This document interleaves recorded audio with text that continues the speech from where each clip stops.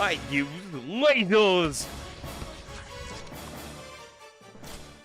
Hello and welcome. Today we are talking about waging Bytes.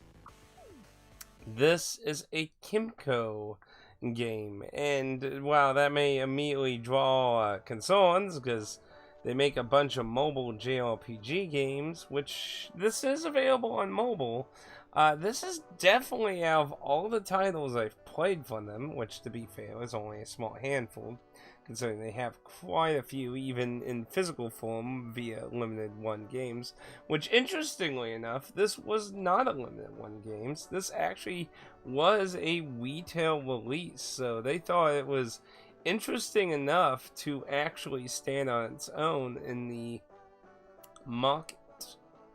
So this is a zombie JRPG survival game, and this is a kind of game I've wanted to see people tackle for a long time, because I really find the concept of mixing survival horror type elements with an RPG really interesting. Like, ever since I've had my first taste of that kind of idea with Sweet Home on the NES, I have to say I've just really been fascinated with the idea. But it's just something that hardly has ever been touched. But I'm getting a little ahead of myself. Let's first get into the setup of the story of this. So you play as Ben, and over the course time you'll meet 3 other survivors that will join you in your quest. Ben awakens at a hospital unaware of what's going on at all in the world after an accident while on duty. Being an officer, he, well, got in an accident with an incident. Awakening in the hospital, he quickly finds out the whole thing is falling apart. And this leads him on his quest to find his child, his divorced wife who left him, and any particular survivors on the way forward. This is a turn-based affair JRPG at its core, and you'll get up to a party of 4 people throughout your journey in this game. But it does have a few other elements like getting notes and reports and that if you're very familiar with like Silent Hill and Resident Evil, along with getting lots of weapons. You do have items for healing and boosting stats. You can find food to boost HP up. But you'll find a way of melee and gun weapons, and guns do have an ammo counter. So it is important to keep in mind that you do have a limited supply of your more safer / damaging weapons. And there's a mechanic with melee weapons that's a little bit interesting along with the combat. So the interesting mechanic in this game when it comes to melee, combat, and the zombies is that unlike a traditional turn-based affair where usually enemies would be on the left or right side of you and your party would be on the opposite side, this goes more in a first-person perspective, similar to like you could say like with Dragon Quest. But the big difference there is enemies actually have a depth on the battlefield because they move towards you, and the idea of combat is to keep them away from you, because while melee weapons are also primarily pretty decently strong, they have a huge drawback when compared to using guns. What's that drawback? The struggle. When you attack a zombie and they survive a melee attack, they get to hit you back, and it's usually painful. Now, it won't be as painful as the normal melee attack and leaving them in close proximity of your party on the battlefield. That is a very devastating attack that can lead to a fatal kill, which is, of course, not desirable in a survival game. And depending on your difficulty, could be a huge hit on your supplies. However, killing a zombie with a melee attack will not feature the penalty of taking damage in the struggle. Now you might ask, well, why do you want to do the melee attack? Well, melee attacks are the primary way to push enemies away from you. While some guns can lightly push enemies back a little bit, occasionally when hit, depending on the type of gun, primarily melee weapons are your basic way of pushing an enemy further away. Now, many of them have varying knockback effect. Some are way better than others, and some are actually more prone to actually trying to finish off the enemy than push back. But it just depends, and each one has a different struggling cost to your HP. For example, Ben's starting Fire Axe will take 35% of his HP away when using it against the undead. So, you want to be cautionary about how you use your melee attacks, because they'll be painful to you. And they're the preferred method of not to be used, at least without being a finisher. Again, finishing a zombie with a melee is a perfectly viable strat, but not finishing it off, well, it's a case of wanting to keep them away. And that's where you have to carefully choose whether it's worth using your guns, melee, or your abilities. Each of the 4 party members each have a special, unique, them-only party member ability. Ben has a walk. Your next character will have a med kit. The next character can buff a character.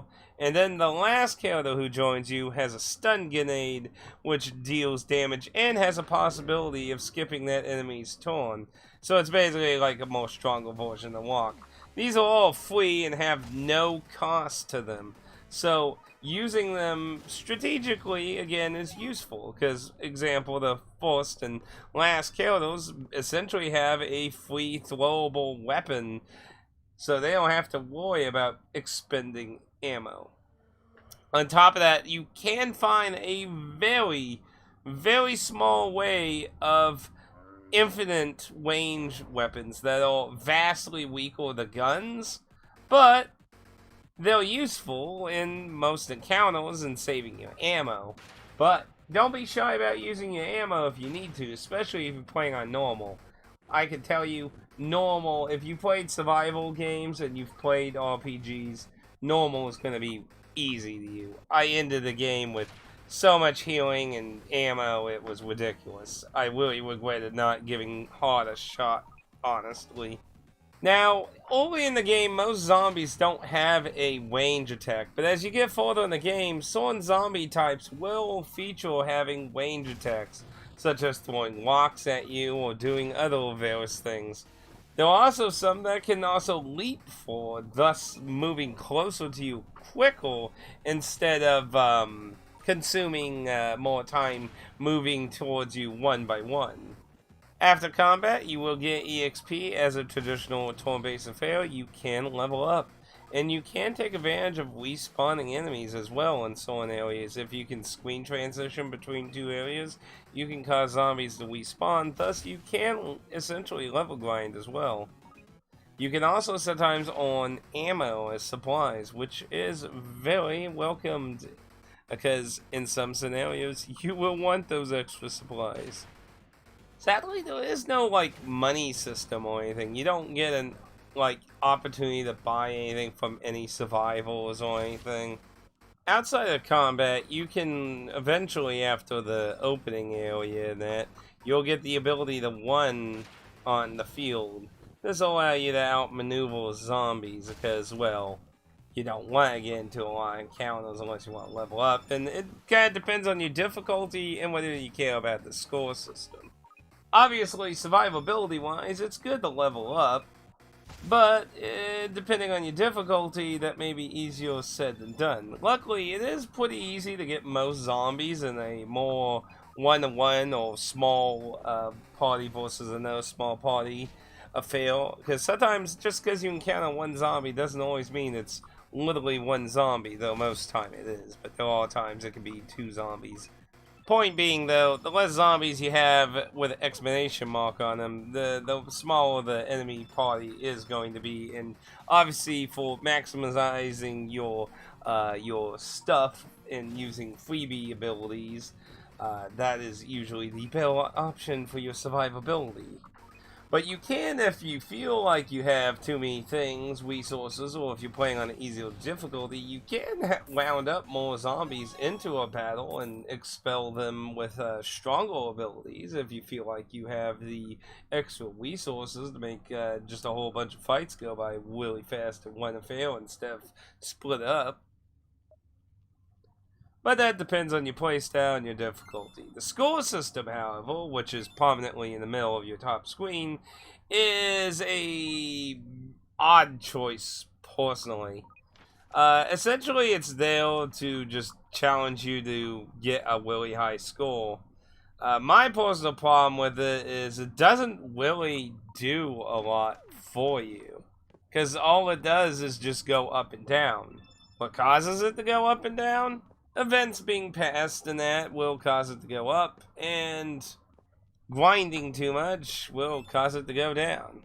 That's right, if you grind, you will actually get a lower score. So if you want to go for that really big trophy score trophy, you're likely going to have to run and dash from many fights if you want to go for that trophy there. Other than that, the score system does not actually do anything for you. It doesn't offer you a reward, additional points, or should I say items or anything of that caliber. Once you start getting equipment though and more party members, you can start strategizing how you want to encounter fights and how you want to equip people.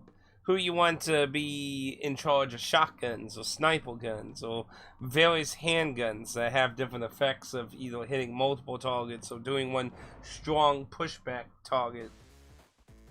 Who do you want to focus on being a finisher for melee attacks?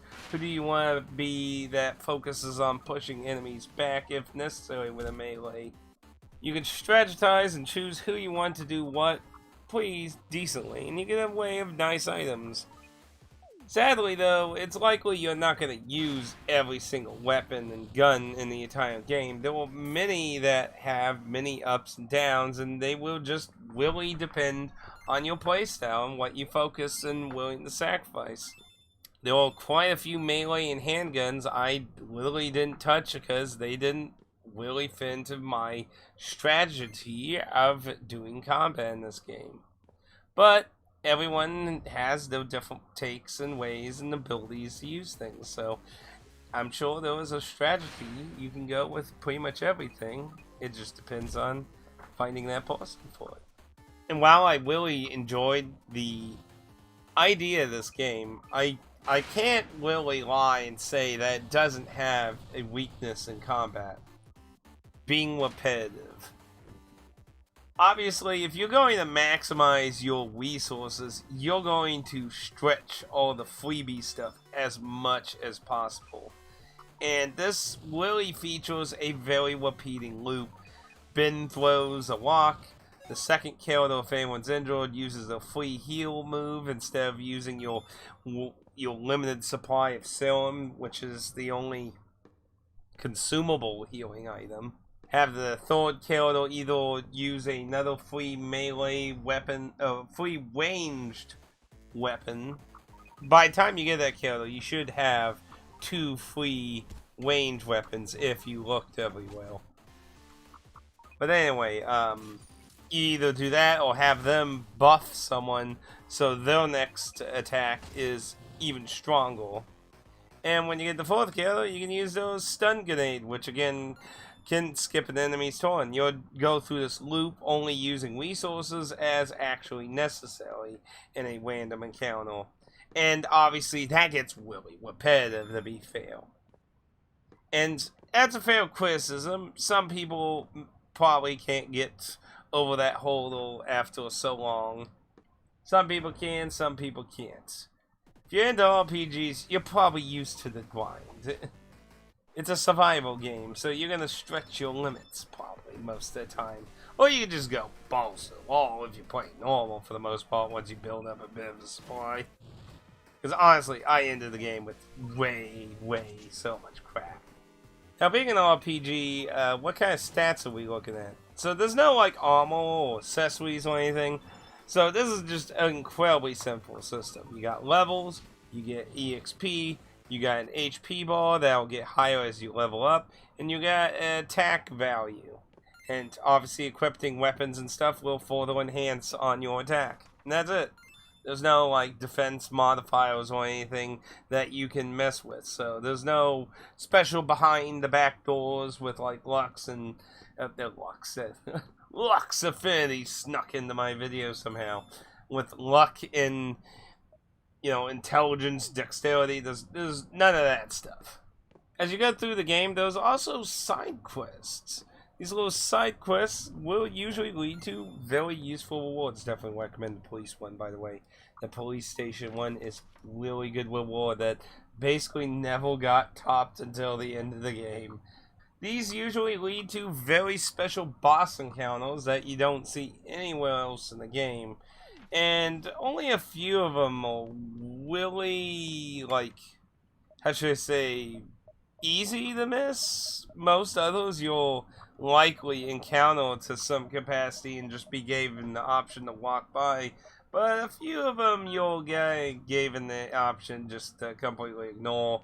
One of them really being the only one you really have to kind of investigate for, and it's very obvious where to go, but it's just you have to go there.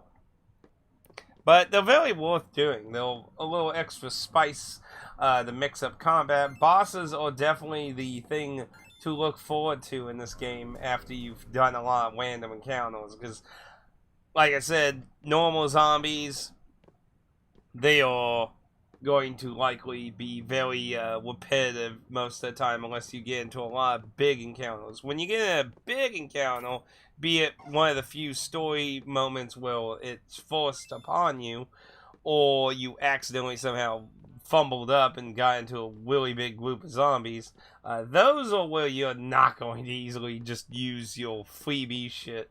You will likely be forced to use supplies in those kind of scenarios. And so will bosses. Bosses aren't a joke. They will beat the fuck out of you. Even in normal, bosses will pretty painful.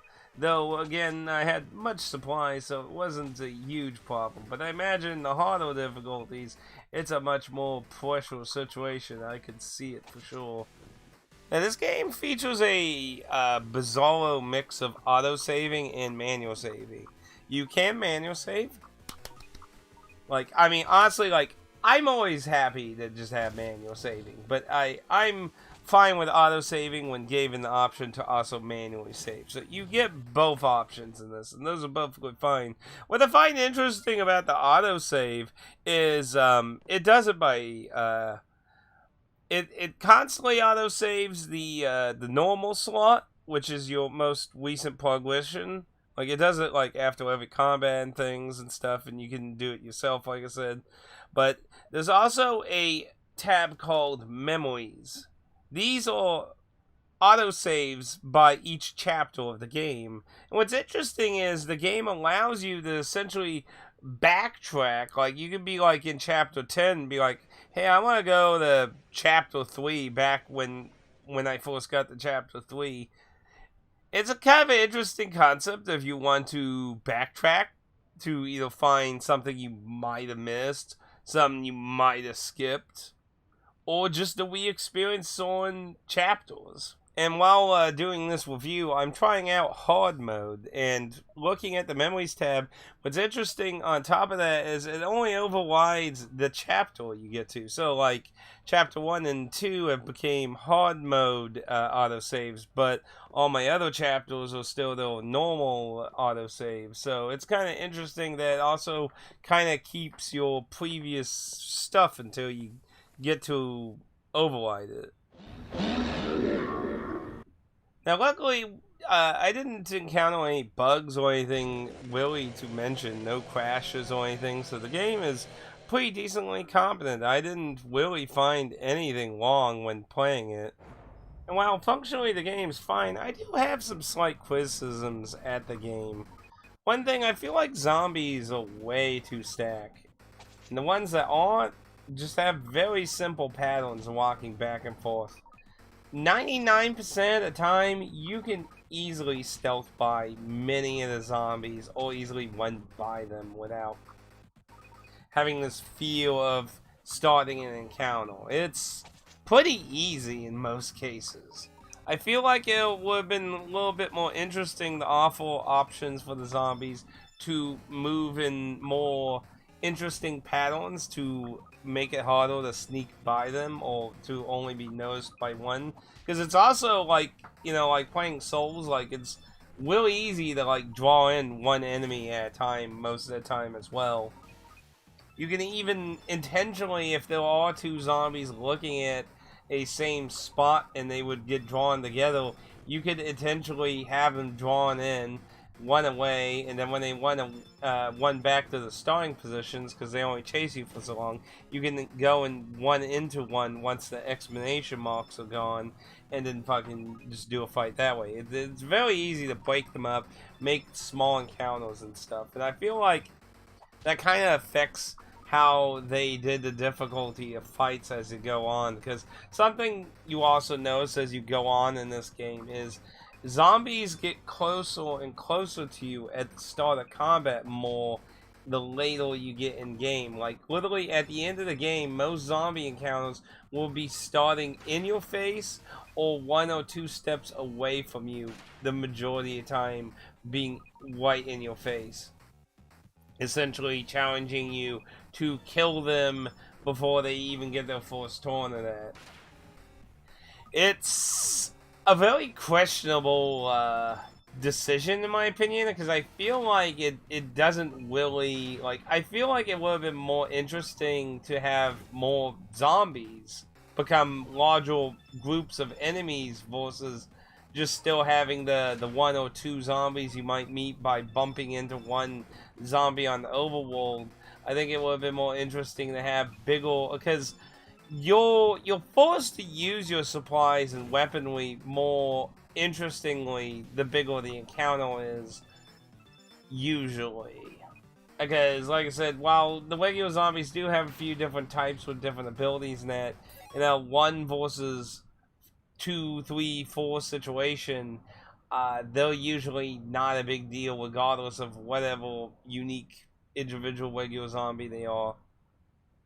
But having a whole bunch of them forces your hand to be more crafty and to avoid taking massive damage or deaths. So I thought it was a weird choice to just continue moving the zombies more closer to you versus expanding on how many show up in a regular encounter. And I'm not saying all the encounters should just be giant groups, like at the end of the game, running into one zombie means like it's a group of 5 zombies, but I just feel like there wasn't a lot of situations where you fight groups unless you consciously did it on purpose or you fucked up by, you know, catching too many attention, you bumped into one of them. Like, to me, that's the only way you really get big encounters, man. And I just feel like it's a weird miss on some challenges or making the gameplay a little bit more interesting.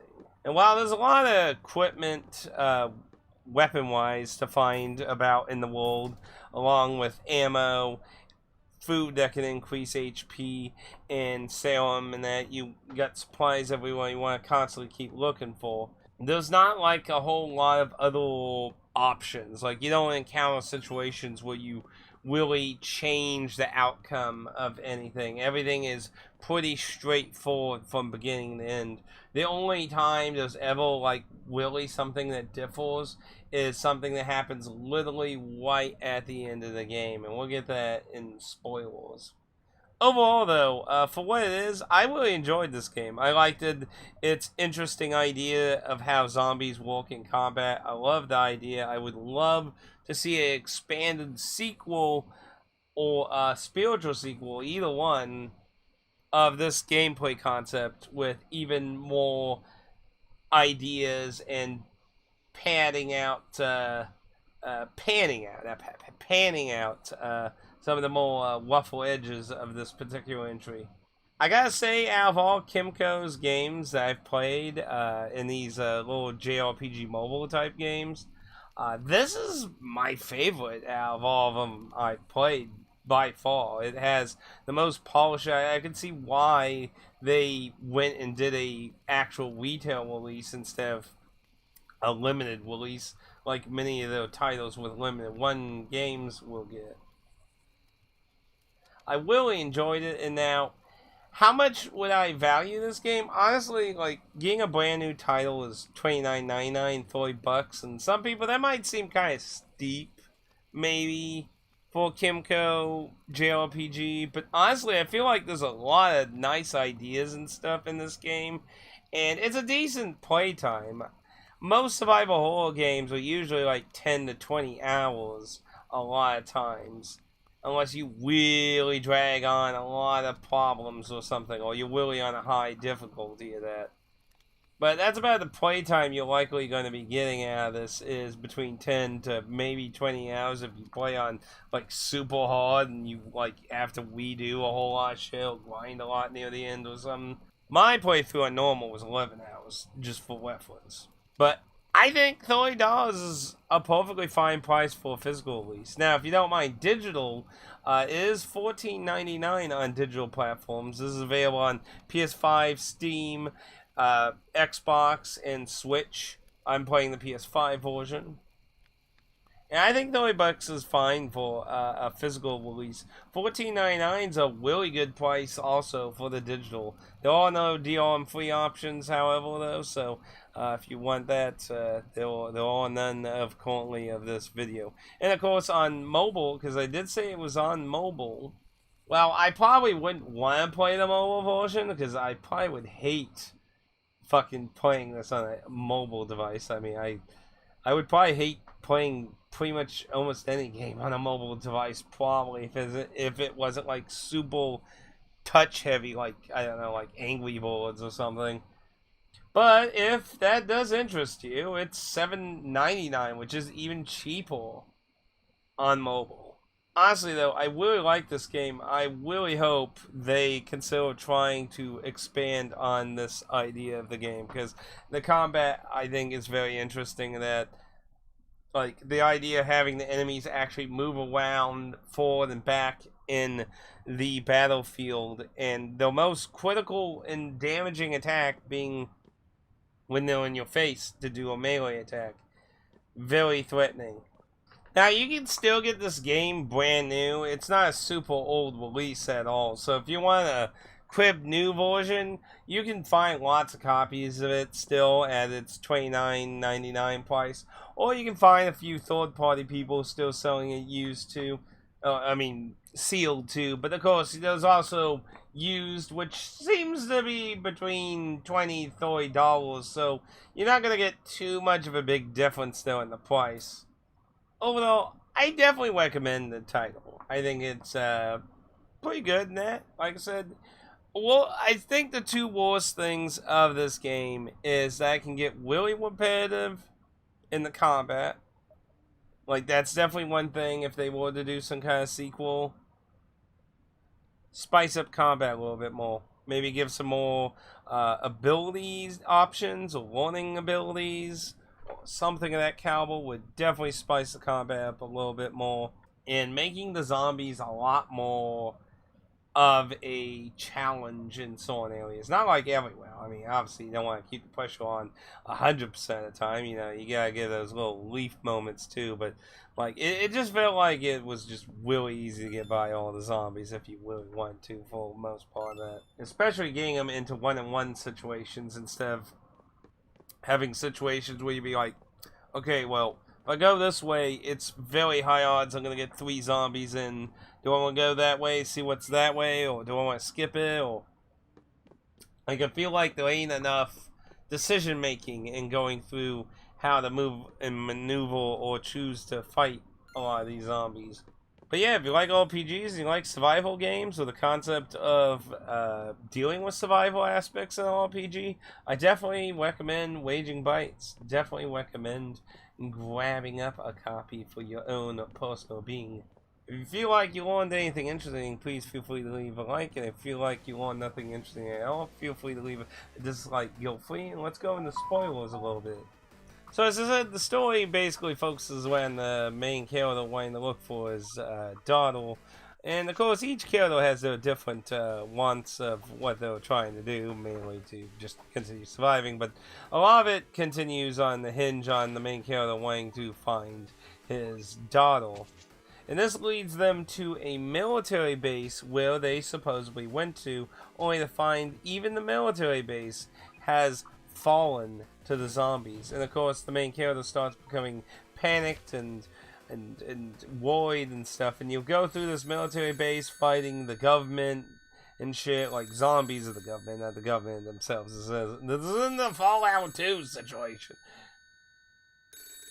But you'll eventually get to the end of this, and there are subtle hints to this as you go through the game, but you'll find an astronaut blocking a path forward at the end of the game. This astronaut is the actual final boss, and I mean, I don't know if he's more challenging and hard than Nightmare. I would hope so, but he was severely a absolute cakewalk in normal for sure. Like, I had hundreds of each bullet with tons of serum in that I could just literally power into them quickly.